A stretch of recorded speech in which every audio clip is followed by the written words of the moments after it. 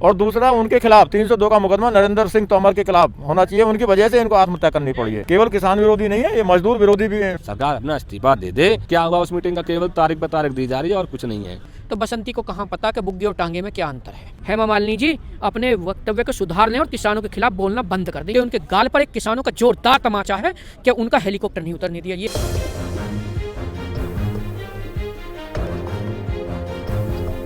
क्या लगता है आपको जो कमेटी बनाई गई है ये सिर्फ एक मिलीजुली सरकार की एक सोची समझी साजिश है? इससे बिल को बनाने से पहले हम एक बात और बताना चाहते हैं आपको कि हम ग्रेटर नोएडा में रहते हैं और जब ग्रेटर नोएडा का रास्ता मुझे पता है, ग्रेटर नोएडा का रास्ता मुझे पता है तो मैं बड़े आसानी से वहाँ पहुँच जाता हूँ।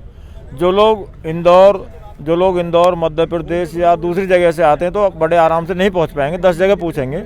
उसी तरह से जो कृषि मंत्री नरेंद्र सिंह तोमर हैं, इनको इसकी जानकारी तो है नहीं कृषि के बारे में, और इन्होंने कृषि मंत्री बने बैठे हैं। सच्चाई ये है कि इनका तो काम ही नहीं है, इनका बिल बनाने में कैसे इनको रख लिया है।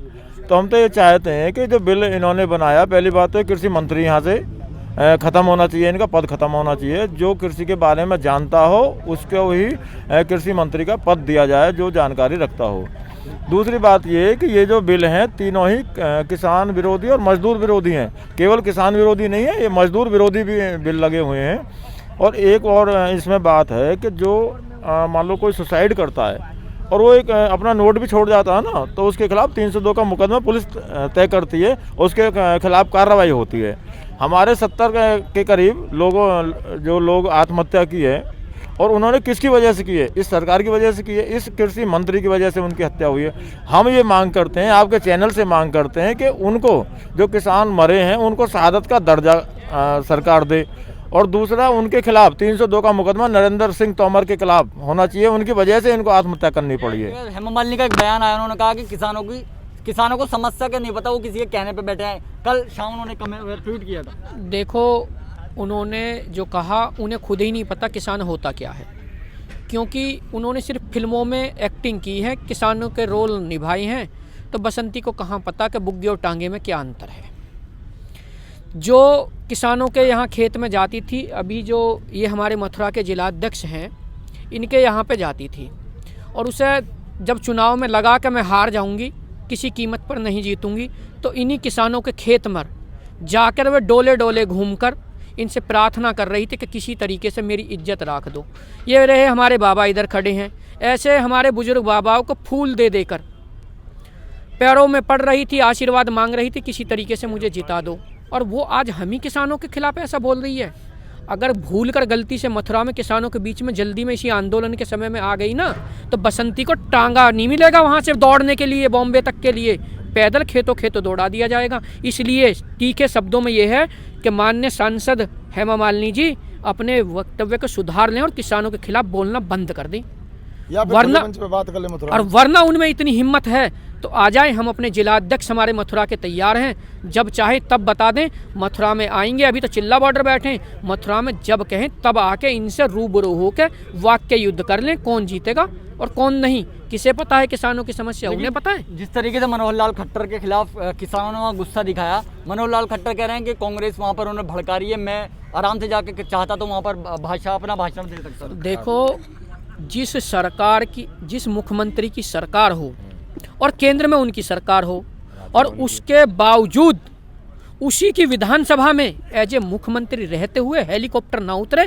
तो उनके गाल पर एक किसानों का जोरदार तमाचा है कि उनका हेलीकॉप्टर नहीं उतरने दिया। ये हमारी एकजुटता किसानों की और ताकत का प्रदर्शन था।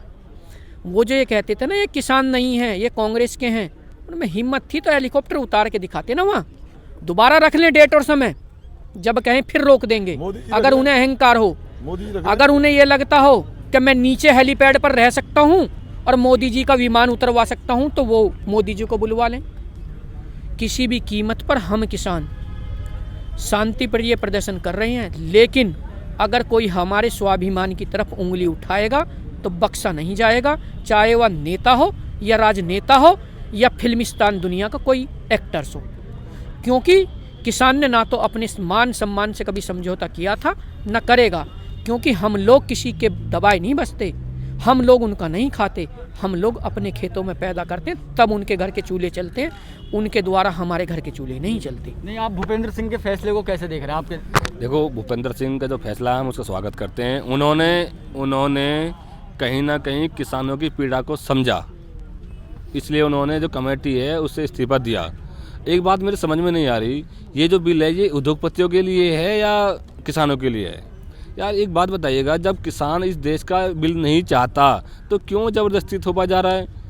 कितनी शर्म की बात है। हमारे जो ना लगभग 70 किसान शहीद हो चुके हैं और हमारे देश के माननीय प्रधानमंत्री जी ने 2 शब्द उनके लिए नहीं बोला है। ये भी एक बहुत शर्मनाक बात है।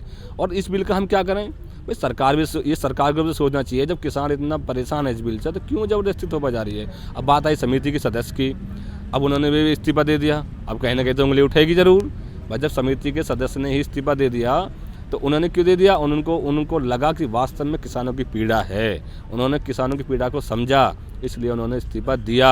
और मैं तो कहना चाहता हूँ सरकार से, क्यों इस जो देश का जो अन्नदाता है, जो किसान है, क्यों इनकी परीक्षा ले रहे हैं आप? इतनी ठंड में लगभग मुझे लग रहा है अब तो 15-20 दिन और ठंड का बच रहे हैं, नहीं तो ठंड जो रोडों पे ही किसानों की निकल गई है। क्यों एक तरीके से इम्तिहान ले रहे हैं आप? ये ना एक केंद्र सरकार में, बीजेपी सरकार में एक इतिहास में तो दर्ज हो चुका है। इतना लंबा आंदोलन किसानों का मुझे लग रहा पहली बार हुआ है। तो ये तो समझिएगा क्यों उद्योगपति जो हैं हमारे अडानी अंबानी जी, आपने देखे होंगे, उन्होंने अपना जो है भंडारण के लिए पहले से अपना वहाँ अपना बना के सेट कर रखा मामला। ये ठीक है, क्यों ऐसा कर रहे हैं? बिल MSP पर ये कोई गारंटी नहीं दे रहे, केवल गुमराह कर रहे हैं। अब बात आ जाती है भाई इनको ये, यार क्यों दुनिया इधर उधर की बातें कर रहे हैं भाई? कृषि मंत्री जी ने कितनी बार वार्ता करी है किसानों से, बताइए आप क्या हुआ उस मीटिंग का? केवल तारीख पर तारीख दी जा रही है और कुछ नहीं है। मुझे लग रहा है सरकार जो है ना एक तरीके से इसे अपने मान सम्मान की बात जो इस पर अड़ी हुई है, जहाँ तक मेरा विचार है वो, इसलिए कि सरकार ने कई कानून पास किए, हो सकता है वो सोच रही है भाई किसानों ने, अब सरकार को ये तो लग रहा है कि ये जो कानून बना ये गलत है, ये तो सरकार भी कह चुकी है, इसलिए वार्ता भी बार बार हो रही है।